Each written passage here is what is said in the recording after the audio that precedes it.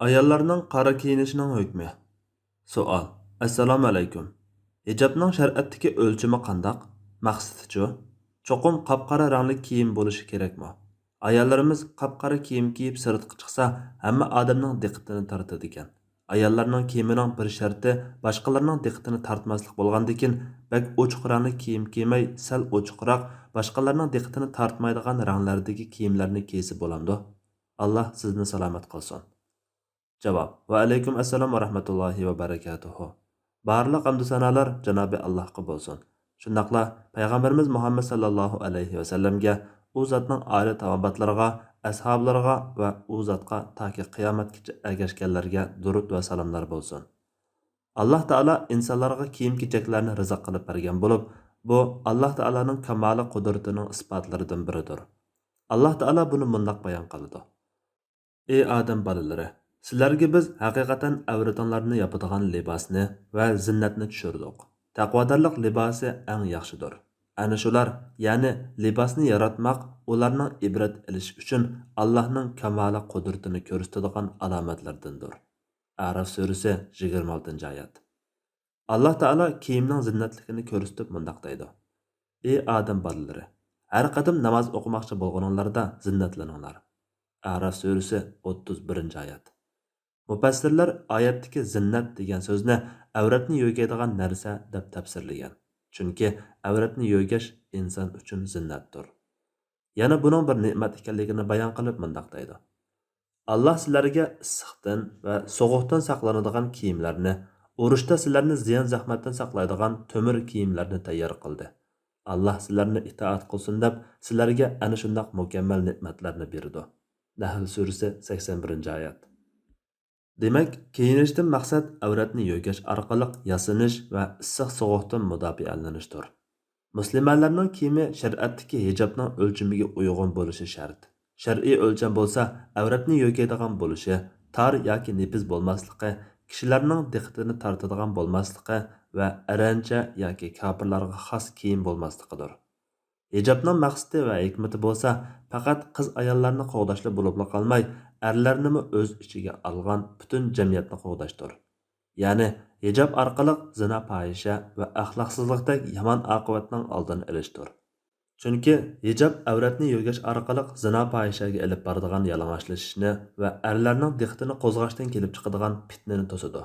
Qiz ayollarni ularga yomon g'arazli nashayon chaqchaq, po'xurliq, hatto amaliy ziyonkashlik qildiganlarning aziyatlaridan qo'g'daydi.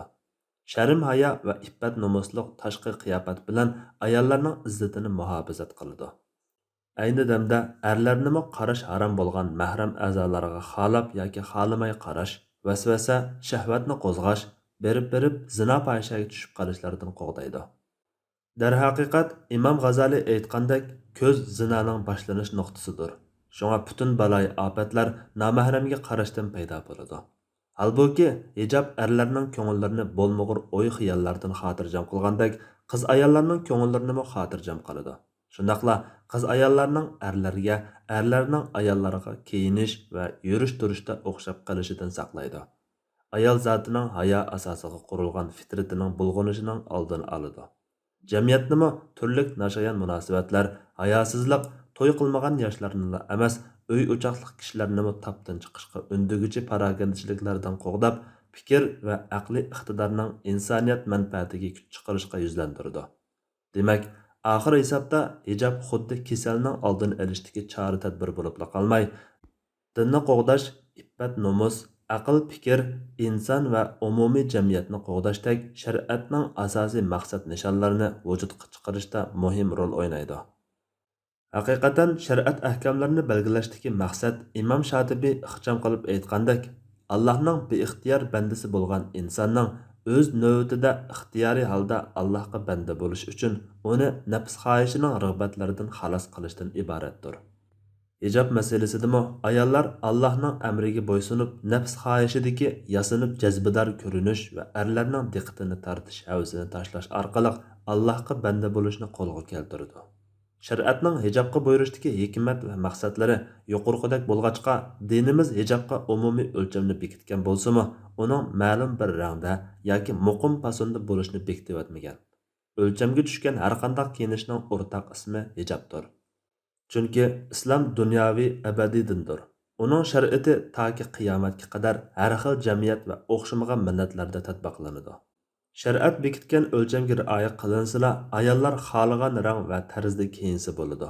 Bu nuqta Payg'ambar alayhissalomning azvaj mutahharalari va qizlari, muhojir va ansar sahoba kiramlarning qiz ayollari tarafidan amaliy tatbiqlashlarda intayin oydin bo'lib ketgan masaladir. Ya'ni hijobning qora yoki ma'lum bir rangda bo'lishi shart yoki vojib emas, balki har bir ayol zotining o'zining erkin tanlashiga ruxsat qilingandir. Bu xususda olimlar birdek ittifoq. Aksicha Payg'ambar alayhissalomning kiyim-kechak haqida erlarga, shundaqla ayollarga oq rangning afzalligi haqida aniq ko'rsatmalar bor. Ibn Abbas radhiyallohu anhu rivoyat qilgan hadisda Payg'ambar sallallohu alayhi vasallam mundaq degan: "Oq kiyimlarni kiyinglar, chunki u kiyimlaringlarning yaxshiroqlaridandir. O'liklaringlarni oqda kiyinglar." Samura radhiyallohu anhu rivoyat qilgan hadisda Payg'ambar sallallohu alayhi vasallam mundaq degan: "Oq kiyimlarni kiyinglar, chunki u bak pokiz ham tozadir. O'liklaringlarni o'ningda kiyinglar." Bu hadisdagi xitob ayol hammasiga umum bo'lib, oq kiyim har qanday rangda bo'yalmaganligi bilan bulg'anmagan fitratga, kir qo'nsa darhol ma'lum bo'ladigan bilan poklikqa eng yaqin bo'lgan. Har yer va har davrda oson topiladigan kiyimdir. Shunga hayotlargami, meyitlargami mustahabdir. Qora rangmi boshqa ranglar bilan teng darajada joizdir. Ba'zi diyonatlik ojisanlarimiz sirtqa chiqqanda qora rangda kiyish kerak deb qarashi, boshqa rangda kiyingan do'stlarni ayblashi mumkin. Amaliyotda qora rang vojib yoki shar'iy nuqtadan qora rang boshqa ranglardan mutlaq afzal deydiganga puttirab turg'idek biror shar'iy dalilmi yo'q. Rang jihatda ozodachilik bor. Shunga buningga kirishib olish hojatsiz. Ko'p qism hamshirlarimiz qora rangni vojib deb qaramasimi, yasanishdan eng yiroq degan qarash bilan qora rangni tanlashi mumkin. Sahoba ayollarning qora kiyganligi haqida ba'zi bayonlar kelgan. Aisha onamizning hadisi Ummu Salama radhiyallohu anha purkanchi bilan badanini urib olsin degan oyat nozil bo'lganda, ansarlarning ayollari boshlarini yo'gigan lechaklari bilan xuddi beshiga qog'i qo'ndirib olgandek holati chiqqan edi degan. Bir kuni mo'minlarning onasi Hazrati Aisha radhiyallohu anha bir necha ayol bilan o'ltirib paranglashganda Quraysh ayollarining fazil va ortiqchiliklari tilga ilindi. Hazrati Aisha buni anglab mundoq dedi: "To'g'ri, Quraysh ayollarining ortiqchiligi borligida gap yo'q. Lekin Alloh bilan qasam qilamanki, men ansarlarning ayollaridan afzalroq, Allohning kitobiga ishonishda ulardan bakrak samimiy ayollarni ko'rmadim." Nur surasidagi lechaklari bilan ko'kraklarini yapsin degan oyat nozil bo'lganda, erlar ayollarga Nur surasida ayollar haqida nozil bo'lgan oyatlarni o'qib bergan.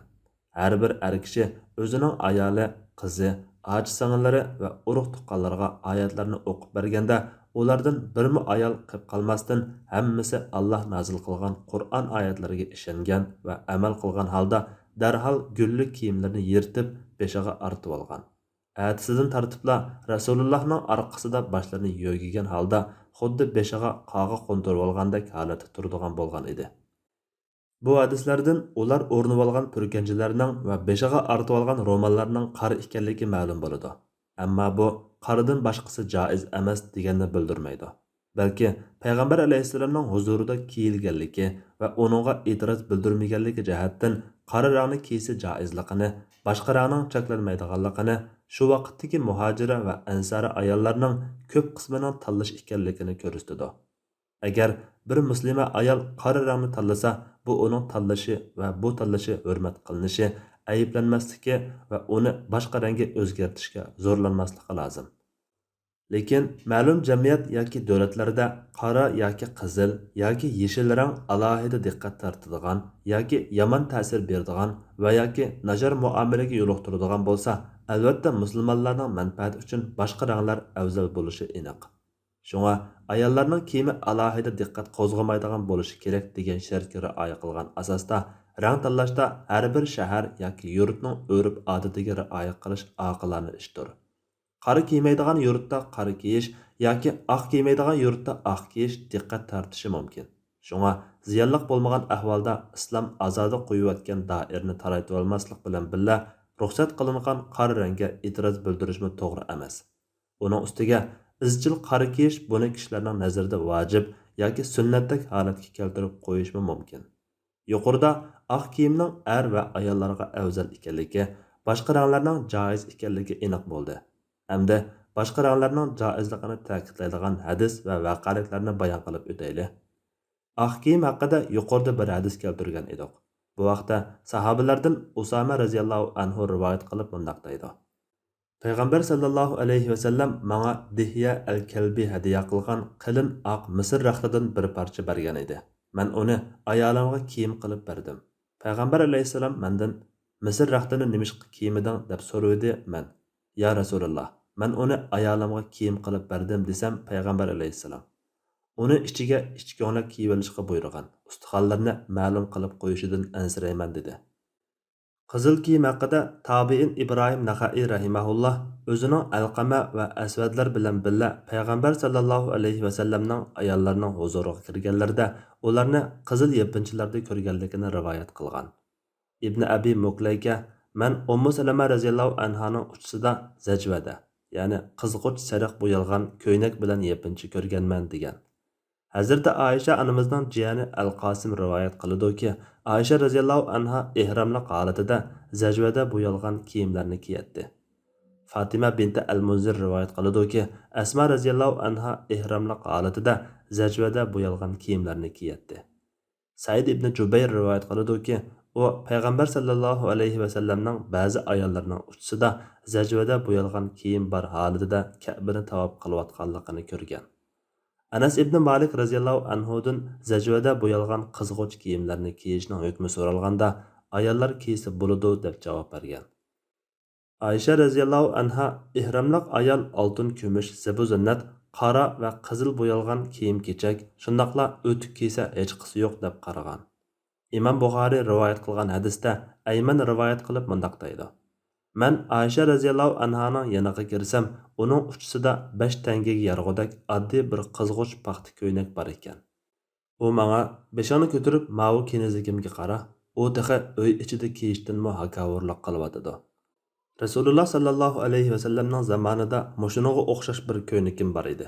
Madinada biror ayol to'yiga yasandiriladigan bo'lsa, menga odam avatib u ko'ynakni oriyatga olatdi dedi. Olimlarda ayollar orasida zajvada, qizg'uch sariq va qip-qizil bo'yalgan kiyimni kiyishning joizligida fikr o'xshashmasligi yo'q. Abdullah ibn Umar radhiyallohu anhuma mundaq rivoyat qiladi. Payg'ambar sallallohu alayhi va sallam ayollarni ihrom bog'laganda palay kiyish, niqob artish, zapran va boshqa xushpuroq narsalar chechilgan kiyimlarni kiyishdan to'sdi. Zajvada qizg'uch sariq bo'yalgan, yepakdan ishlangan, zinnatlangan har xil kiyimlardan xohlaganini kiyishga, shundaqla tambal, ko'ynak, o'tik qatorliqlarni kiyishga ruxsat qildi. Yeshil kiyim haqida Imom Buxoriyning bir hadisida Aisha radhiyallohu anha Rifa'a radhiyallohu anhuning ayoli yeshil ro'mol artib payg'ambar sallallohu alayhi va sallamning huzuriga keldi degan. Imom Ibn Battal mundaq deydi. Yeshil kiyim jannat ahlining kiyimidir. Allah Taala deydi-ki, jannatda ular oltin bilazuklarni soladi. Nepiz va qalin ipakdan ishlangan yeshil kiyimlarni kiyadi. Kahf surasi 31-oyat. Mana bu yeshil kiyim kiyishning fazilatini bayon qilishda va uniga targ'ib qilishda yetarlidir. Yo'lliq qora kiyim haqida Imom Buxoriy rahimahulloh Xolid ibn Said radhiyallohu anhuning qizi Ummu Xolid radhiyallohu anhadan rivoyat qilgan bir voqeani naql qiladi. Rasululloh sallallohu alayhi va sallamga bir nechta kiyim keltirildi. Ularning ichida kichik va yo'l qora bir kiyim bor edi. Rasululloh buni kimga kiydirsak bo'lar deydi. So'rindikilar jim turishdi. Rasululloh menga Xolidning qizini olib kelinglar deydi. Shuning bilan Ummu Xolid Rasulullohning huzuriga ko'tirib olib kelinadi. Rasululloh o'z qo'li bilan haliqi yo'l kiyimni olib, uniga kiydirib qo'yib, bu kiyimni ko'nirtib boshqani kiygaysiz deydi. U kiyimda yeshil yoki sariq siziq bor ekan to'q. Rasululloh Habash tilida "Ey Xolidning qizi, bu sanah" deydi. Sanah degan Habash tilida chiroyli degan ma'nodadir. Bu hadis qiz ayollarning qora va siziqli qora kiyimlarni kiysa bo'lganligini bildirdi. Xulosa, ayollarning qop-qora kiyinishi shart yoki vojib emas.